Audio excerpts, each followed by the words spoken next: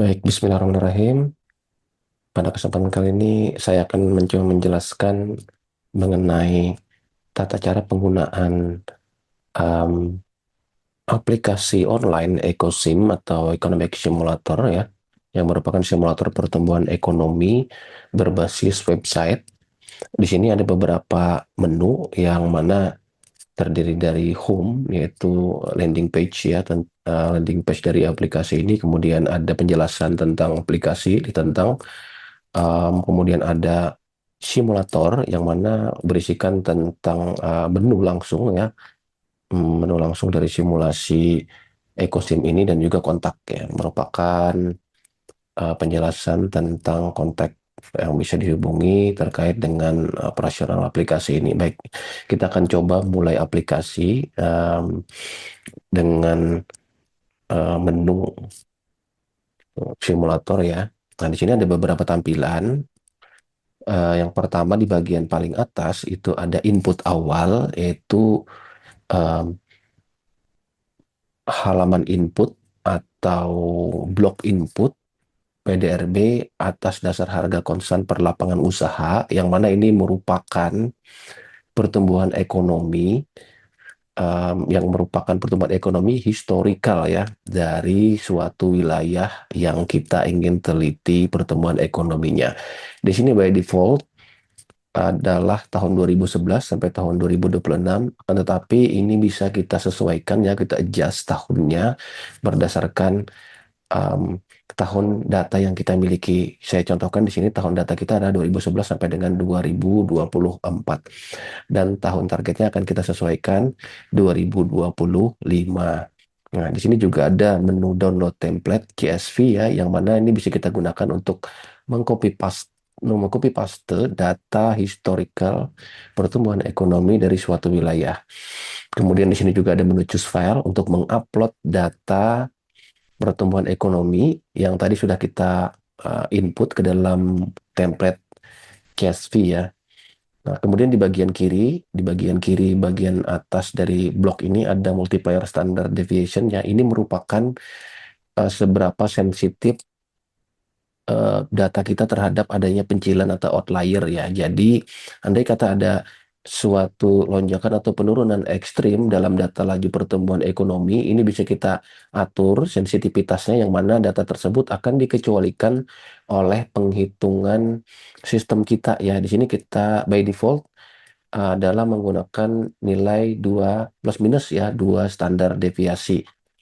Nah, di bagian tengah ada blok prediksi growth per sektor dalam persen, yang ini juga tersedia template CSV-nya ya, dan juga tersedia menu untuk mengupload dari data hasil entry ya. Di sini karena data pertumbuhan ekonomi yang akan kita cari tadi adalah 2025, maka yang harus tersedia growth-nya ya, data growth-nya adalah 2023-2024 ya. Yang mana ini akan kita upload secara manual juga dengan menggunakan template ya. Jadi yang di copy paste ke dalam template CSV merupakan data PDRB atas dasar harga konstan 2023 dan 2024. Nah, kemudian di bagian paling bawah ada blok simulasi ya, simulasi growth PDRB. Di sini kita bisa menginput pertumbuhan ekonomi yang ingin kita cari atau kita targetkan di sini ya. Dan juga nanti hasil penghitungan simulasi akan muncul di bagian bawah dari kotak simulasi growth PDRB ini. Dan hasil penghitungan tersebut jika sudah fix atau sudah sesuai dengan yang kita inginkan, bisa kita jadikan basis di tahun berikutnya. Jadi, penghitungan simulasi ini bisa kita lakukan secara berturut-turut ya. Misalnya tadi kita dapatkan nilai 2025 dari hasil simulasi kita. Kemudian nilai 2025 tadi kita gunakan sebagai basis tahun berikutnya untuk menghitung 2026 dan seterusnya ya. Nah, dengan adanya data tersebut nanti akan didapatkan series atau apa namanya, peta jalan ya untuk mencapai pertumbuhan ekonomi yang kita inginkan. Di sini akan saya contohkan ya, dengan menggunakan data tahun 2011 sampai 2024. Saya akan coba choose file dulu ya, dengan menggunakan data di salah satu kabupaten di Provinsi Kalimantan Selatan. Nah, di sini otomatis ya setelah kita mengupload akan muncul data pertumbuhan ekonomi dari 2011 sampai dengan 2024. Nilai-nilai yang berwarna merah itu merupakan nilai outlier yang telah terdeteksi melebihi nilai plus minus 2 standar deviasi ya. Jadi, laju pertumbuhan ekonomi ini akan dikecualikan dari penghitungan ya.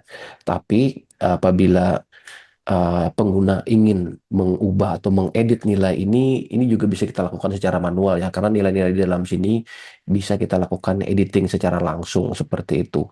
Kemudian setelah terisi ya nilai 2011 sampai 2024 ini otomatis akan muncul hasil penghitungannya di blok kedua, di blok di blok di bagian bawah atau tengah ya.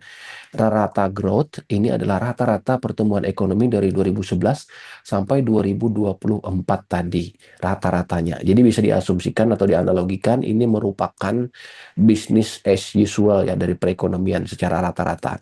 Dan juga sistem mendeteksi ada pertumbuhan ekonomi maksimum ya atau laju pertumbuhan ekonomi maksimum yang pernah dicapai oleh suatu wilayah tersebut dalam kurun waktu 2011 sampai 2024 ya, yang akan muncul di dalam kolom max growth dalam persennya. Jadi ini merupakan batas atas dari penghitungan kita nanti ya, dan rata growth atau nilai business as usual ini akan digunakan sebagai batas bawahnya ya. Jadi nilai yang akan disimulasikan ke dalam penghitungan solver itu tidak akan kurang atau lebih dari nilai yang kita tentukan batas bawah dan batas atasnya seperti itu. Kemudian langkah selanjutnya adalah kita harus memilih nilai tadi ya, nilai PDRB tahun 2023 sampai 2024 ya, atas dasar harga konstan.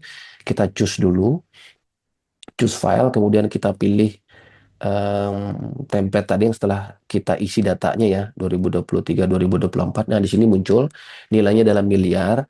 Jadi otomatis growth 2024 2025 akan otomatis terisi ya, karena sistem akan otomatis menghitung ya. Nah, jadi di sini wilayah ini jika dia menggunakan simulasi dengan nilai lower bound dan upper bound atau batas bawah dan batas atas yang sudah kita setting tadi ya, wilayah ini akan mampu tumbuh sebesar 7,68%.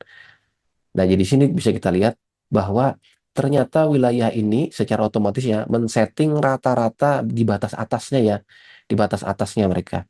Kenapa? Di batas atasnya sektor-sektor ini karena em, apa namanya ini merupakan linear programming ya, fungsi linear programming dari fungsi maksimasi atau fungsi pengoptimalan dari suatu nilai. Dalam hal ini adalah pengoptimalan dari pertumbuhan ekonomi. Jadi kebanyakan em, nilai yang didapat ya atau solution yang didapat dari simulasi ini merupakan di batas atasnya, kebanyakan seperti itu. Kecuali kita ingin mengubah batas atasnya ya atau merem sedikit berdasarkan asumsi yang ingin kita jalankan. Nah, di sini sudah didapat otomatis target 7,68 tadi ya. Apakah ini sesuai target atau belum ya, otomatis dia akan terhitung. Nah, tapi di sini akan kita contohkan bahwa ternyata kita contohkan pertanian, kehutanan, dan perikanan tidak mampu tumbuh sebesar 5,27. Dia hanya mampu tumbuh sebesar, kita contohkan di 4% ya. Di 4%, kemudian pertambangan dan penggalian juga kita turunkan misalnya di angka 1% ya. Di angka 1% dan seterusnya gitu loh. Dan seterusnya. Jadi mungkin ada sektor-sektor yang kita nilai terlalu tinggi, ini bisa kita turunkan berdasarkan asumsi kita. Ini contohnya di pengadaan listrik dan gas, kita contohkan ada 10%. Ya, batas atasnya kita coba direm sedikit ya. Nah, contoh saja ya, 3 sektor tadi kita ubah nilainya, lalu kita hitung ulang pertumbuhan ekonominya ya. Tapi di sini pertumbuhan ekonomi yang ingin kita capai ya, misalnya contoh kita ingin mencapai pertumbuhan ekonomi 5%. Setelah kita melakukan restriksi tadi, mampukah pertumbuhan ekonomi 5% bisa dicapai oleh wilayah ini? Bisa kita hitung dengan menggunakan solver ya. Nah, di sini bisa otomatis akan muncul nilai pertumbuhan ekonominya ya. Nah, nah, nilai inilah nanti yang bisa kita input ke dalam di blok ketiga ya, di blok bagian bawah ya, target ADHK solvernya. Hasil solvernya adalah em, bernilai 18,186 di sini. Nah, 5% bisa dicapai ternyata. Di sini bisa diperhatikan bahwa untuk mencapai pertumbuhan ekonomi 5%, pertanian, kehutanan, dan perikanan memperoleh growth ya, growth hasil simulasi 3,68%.